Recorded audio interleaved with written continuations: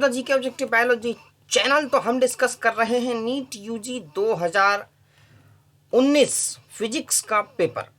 तो इसके जो 28 क्वेश्चन नंबर से हम शुरू कर रहे हैं, इससे पिछले क्वेश्चन एक प्लेलिस्ट में एक सेक्शन बनाया गया है, NEET UG 2019 physics paper analysis.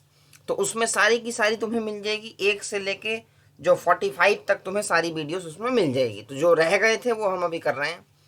28 in total internal reflection when the angle of incidence is equal to the critical angle for the pair of media in contact, what will be angle of refraction? 28 in total internal reflection कह रहा है कि जब angle of incidence is equal to critical angle. तो ये देखो diagram तुम लोगों ने देखा होगा कि इस डायग्राम से ये बिल्कुल क्लियर कट है। देखो कोई भी ये दो मीडियम है, एक यहाँ पे मीडियम है, एक यहाँ पे मीडियम है दूसरा, ठीक है। ये बीच में तुम्हारा पहले ड्रॉ कर दो नॉर्मल। जब ये कोई रे आ रही है यहाँ से, ये आई, ठीक है भाई, ये एंगल ऑफ इंसिडेंस है। जब ये angle I is equal to I C होगा, मतलब क्रिटिकल एंगल, सपोज करो ये क्रिटिकल एंगल हो गया, तो यहाँ पे जो ये रे आएगी ना, इधर नहीं जाएगी, वो क्या करेगी, यहाँ पे ना ही ये रिफ्लेक्ट होगी, ये सीधा यहाँ जाएगी 90 डिग्री में। कितने पे जाएगी भाई, 90 डिग्री में। तो ये 90 डिग्री का बनाएगी, एंगल ऑफ रिफ्लेक्शन कितना हो जाएगा यहाँ पे, 90 डिग्री। तो इसको ही हम क्रिटिकल एंगल बोलते हैं। उसने यही पूछा है, जब angle of incidence is equal to critical angle then angle of reflection will be 90 degree. ये हमें क्लियर कट पता है। तो इस चीज को, इस कॉन्सेप्ट को बिल्कुल क्लियर रखना है, और सिंपल क्वेश्चन है तो 90 डिग्री हो जाएगा इसमें करेक्ट आंसर, ठीक है भाई। तो क्वेश्चन नंबर 28 बिल्कुल सिंपल है। थोड़ा सा कॉन्सेप्ट अगर आपका क्लियर है क्रिटिकल एंगल वाला तो बिल्कुल हो जाने वाला है ये। 29 the work done to raise a mass m from the surface of the earth to a height h which is equal to the radius of the earth is। Question number 29 पहले इसको समझेंगे, उसके बाद हम इसको कर देंगे। ये कह रहे हैं कि वर्क डन कितना होगा। जैसे सपोज करो ये अर्थ है, ठीक है भाई, ये अर्थ है, इसकी सरफेस है, यहाँ पे कोई ऑब्जेक्ट रखा है, एक तो यहाँ पे रखा है, ये पोजीशन यहाँ मान लो पोटेंशियल एनर्जी u1 है। इसको हमें हाइट, इतनी हाइट तक ले जाना, हाइट h तक, जो कि equal to radius of the earth है। एक तो रेडियस यहाँ से है, रेडियस ऑफ द अर्थ एक ये हो जाएगा, तो मतलब 2r हो जाएगा डिस्टेंस, और यहाँ तक इसको लेके गए हैं हाइट h तक, यहाँ पोटेंशियल एनर्जी u2 हो जाएगी। अब हम क्लियर जानते हैं कि भाई जो वर्क डन है, work done is equal to change in potential energy delta U, change in gravitational potential energy. तो सिंपल सा क्वेश्चन है, यहाँ पे जब ये ऑब्जेक्ट है तो इसकी ग्रेविटेशनल पोटेंशियल एनर्जी u1 है माइनस GM अपॉन में r, और जब यहाँ पे ये चला गया तो देखो यहाँ तक का कितना हो जाएगा, u2 is equal to minus GM upon में r प्लस r, क्योंकि एक तो ये वाला r और एक यहाँ से यहाँ तक का r, क्योंकि इसने दिया हुआ height h is equal to radius of the earth इसने दिया हुआ है। तो ये हो जाएगा माइनस GM अपॉन में 2r, ठीक है। जब u2 माइनस u1 मैं करूँगा तो इसका मतलब माइनस GM अपॉन में 2r माइनस, ये निशान यहाँ पे माइनस का है, GM अपॉन में r, तो ये माइनस माइनस हो जाएगा प्लस का, ठीक है भाई, ये प्लस का हो जाएगा। तो फाइनली हमारे पास जो वैल्यू आएगी GM अपॉन में 2r प्लस का, ठीक है, ये प्लस का ये आ गया हमारे पास।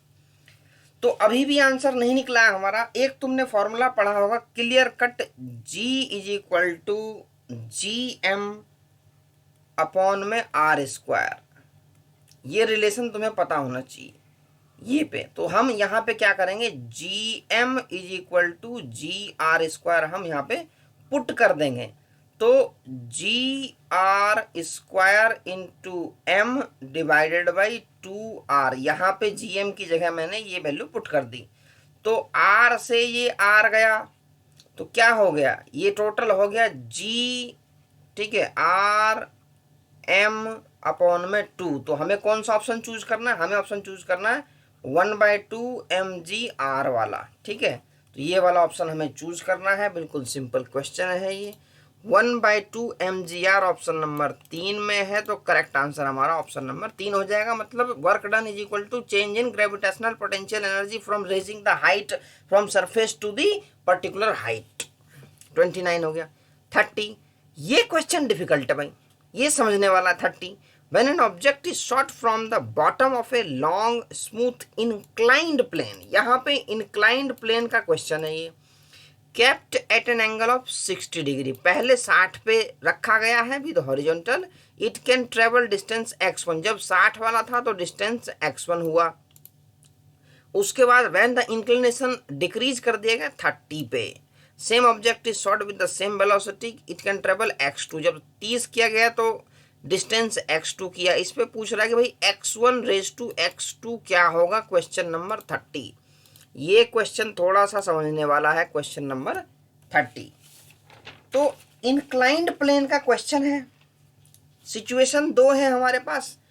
ये देखो भाई, 2 इंक्लाइंड प्लेन मैं बना लेता हूँ, एक तो ये बना लिया, ठीक है भाई। जस्ट समझने की हम कोशिश करेंगे। पहले केस में क्या है, ये 60 डिग्री है, देखो क्लियर कट पहले हमें समझना है।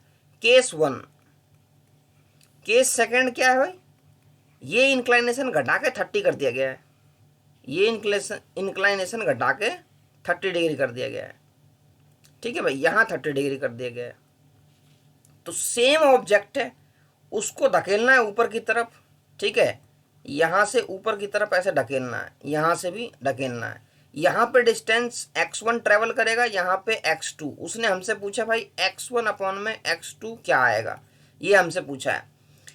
देखो कोई भी ऑब्जेक्ट है तो g कहाँ लगेगा, यहाँ लगेगा, इसमें भी यहाँ लगेगा, लेकिन ये इंक्लाइंड प्लेन है तो यहाँ पे g साइन थीटा लगेगा, g साइन थीटा, और इसके जस्ट यहाँ पे लगेगा g cos theta. Similar case यहाँ पे g साइन थीटा, इसके जस्ट इधर लगेगा g कॉस थीटा, ठीक है भाई, g sine theta g cos theta. ये इस तरीके से इक्वेशन हमारे पास आ जाएगी। ये 60 है तो यहाँ भी 60 हो जाएगा, यहाँ भी तुम्हारा 30 हो जाएगा, ठीक है भाई। इस तरीके से एंगल को हम इक्वेट करेंगे। अब तुमने इक्वेशन पढ़ी है v square is equal to U square minus 2gh, ठीक है भाई। अब देखो जब फाइनली हम इनिशियल वेलोसिटी से इसको ऊपर फेंक रहे हैं तो जहां भी ये रुकेगी इन दोनों केस में, तो वहां v इज इक्वल टू 0 हो जाएगा, मतलब फाइनल वेलोसिटी 0 हो जाएगी, मतलब ये वाले टर्म 0 हो जाएगी। तो हमारे पास इक्वेशन सीधी सीधी आ गई, U square is equal to 2gh, h कह दो या हाइट या डिस्टेंस x कह दो, यहाँ पे x ले लेते हैं। तो दोनों केस में हमें बनानी है इक्वेशन। तो x1 इज इक्वल टू क्या हो जाएगा, यू स्क्वायर अपॉन में 2g साइन 60 डिग्री, क्योंकि यहाँ पे 60 डिग्री का है, और x2 क्या हो जाएगा, यू स्क्वायर अपॉन में 2g साइन 30 डिग्री। मुझे क्या निकालना है, x1 अपॉन में x2, तो x1 ये हो गया U square upon 2g sine 60 degree. जब इसको मैं अपॉन में लाऊंगा तो ये वाले टर्म ऊपर, ये वाले नीचे, ठीक है भाई। 2g साइन 30 डिग्री अपॉन में यू स्क्वायर से यू स्क्वायर गया, 2g से 2g गया, मतलब हमारे पास आ गया साइन 30 बटे साइन 60।